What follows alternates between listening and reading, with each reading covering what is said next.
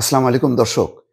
Israel ভেবেছিল যে ইরানের উপর গত শুক্রবার ভোর রাতে যেই ভয়াবহ হামলা করেছিল তাতে ইরান ভড়কে যাবে, ইরান তছনছ হয়ে যাবে এবং বেছে বেছে তারা ২০ জন সামরিক কমান্ডার, পরমাণু বিজ্ঞানীকে হত্যা করেছে।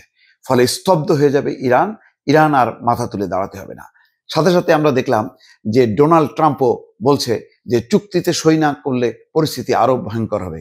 কিন্তু না, খুব অল্প সময়ের মধ্যেই ইরান ঘুরে দাঁড়িয়েছে এবং গত রাতে একেবারে ভয়ঙ্কর হামলা করেছে একেবারে ইসরায়েলের রাজধানী তেল আবিবে।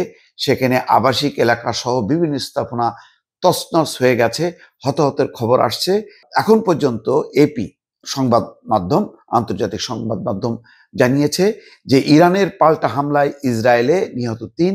দর্শক, এই খবর এবং বিশ্লেষণ করছি তার আগে আপনাদেরকে অনুরোধ করছি, যারা এখনো ভয়েস বাংলা সাবস্ক্রাইব করেননি সাবস্ক্রাইব করবেন এবং লাইক শেয়ার দিয়ে আমাদের সাথেই থাকবেন। বিশেষ করে মতামত জানাবেন যে আমাদের সংবাদ এবং বিশ্লেষণগুলো আপনার কেমন লাগছে। আসেন আমরা একটু দেখি যে কি হয়েছে গত রাতে। রীতিমতো লঙ্কা কাণ্ড ঘটিয়ে দিয়েছে ইরান।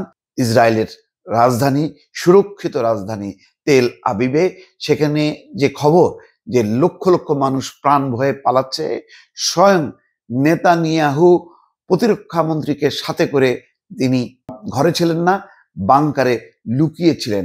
পরিস্থিতি এমন যে ইসরায়েলের প্রধানমন্ত্রীকে পর্যন্ত বাংকারে লুকিয়ে থাকতে হচ্ছে। এটা হচ্ছে প্রথম ধাপের হামলা। ইরান বলেছে যে এটি আস্তে আস্তে আরো বাড়তে থাকবে। পরিস্থিতি নিঃসন্দেহে বলা যায় ভয়াবহ। দর্শক, প্রাথমিক যে খবর তাতে ইরানের পাল্টা হামলায় ইসরায়েলে এ পর্যন্ত ৩ জন নিহত হয়েছেন, আহত হয়েছেন বেশ কয়েকজন। আজ শনিবার ভোরে এসব হামলা চালানো হয়। মার্কিন বার্তা সংস্থা এপির প্রতিবেদন থেকে এসব তথ্য জানা গেছে। দর্শক, আপনারা জানেন যে ইসরায়েলের যে কোনো সংবাদ সহজে প্রকাশ করা যায় না, সংবাদ মাধ্যমগুলো সেখানে অবরুদ্ধ। ফলে প্রকৃত চিত্রগুলো কিন্তু অন্য বেসরকারি অর্থাৎ মার্কিন বিরোধী বা নিরপেক্ষভাবে যারা সংবাদ পরিবেশন করে তারা কিন্তু তথ্য জানাতে পারছে না। এপি হচ্ছে মার্কিন সংবাদ সংস্থা, তারা যতটুকু জানাচ্ছে তাতে এই ভয়াবহতা ফুটে উঠছে। কিন্তু নিরপেক্ষভাবে, বস্তুনিষ্ঠভাবে যদি সংবাদ মাধ্যমগুলো এটি কাভার করতে পারতো তাহলে বোঝা যেত পরিস্থিতি কতটা ভয়াবহ। শুক্রবার ইরানে পারমাণবিক কর্মসূচির প্রাণকেন্দ্র ও দেশটির সশস্ত্র বাহিনীর উপর হামলা চালায় ইসরায়েল। এই ঘটনার পরে ইরান পাল্টা জবাব দেয়। ইসরায়েল এসব হামলায় যুদ্ধ বিমান ব্যবহার করেছে, পাশাপাশি আগে থেকে ইরানের চোরা পথে প্রবেশ করানো ড্রোনের মাধ্যমে গুরুত্বপূর্ণ স্থাপনায় আঘাত হেনেছে। এসব হামলায় ইরানের কয়েকজন শীর্ষ কর্মকর্তা এবং পরমাণু বিজ্ঞানী নিহত হন। জাতিসংঘ নিযুক্ত ইরানের দূত বলেছেন এসব হামলায় মোট ৭৮ জন নিহত এবং ৩২০ জনের বেশি আহত হয়েছে। ইসরায়েলের দাবি, ইরান পারমাণবিক অস্ত্র তৈরির আরো কাছাকাছি পৌঁছানোর আগেই এই ব্যাপক হামলা জরুরি ছিল। তবে যুক্তরাষ্ট্র সরকার এবং বিশেষজ্ঞরা বলেছেন হামলার আগে তেহরান এমন কোনো অস্ত্র তৈরির চেষ্টায় সক্রিয় ছিল না।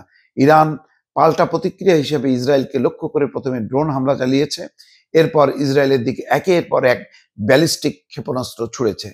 এই হামলা চলাকালে জেরুজালেম এবং তেল আবিবের আকাশ অন্ধকারের মধ্যেও বিস্ফোরণের আলোয় ঝলমল করে ওঠে এবং নিচের ভবনগুলো কেঁপে ওঠে। হামলাকে কেন্দ্র করে সাধারণ নাগরিকদের কয়েক ঘন্টা নিরাপদ আশ্রয় কেন্দ্রে অবস্থানের আহ্বান জানায় ইসরায়েল সেনাবাহিনী। দর্শক, বুঝতে পারছেন খবরাখবরগুলো আসছে এবং যতটা সম্ভব আপনাদেরকে আপডেট জানাবো, সেই সঙ্গে বিশ্লেষণ। পরিস্থিতি ভয়াবহ। এই হামলা বা এই যুদ্ধের ফলে এটা নিশ্চিত যে মধ্যপ্রাচ্যে এই যুদ্ধ বিস্তৃত হবে এবং এখন চূড়ান্ত সন্ধিক্ষণে এসছে যে আরব বিশ্ব এই ইসরায়েলের যে প্রাণঘাতী হামলা সেটা তারা মোকাবেলা করবে নাকি চুপচাপ বসে তারা দর্শক হিসাবে ইরান এবং ইসরায়েলের যুদ্ধ দেখবে। দর্শক, পরিস্থিতি খুব দ্রুত পাল্টাচ্ছে। নিঃসন্দেহে বলা যায় যে এবার একটা মরণ কামড় দেবে ইরান ইসরায়েলের উপর। ভালো থাকবেন।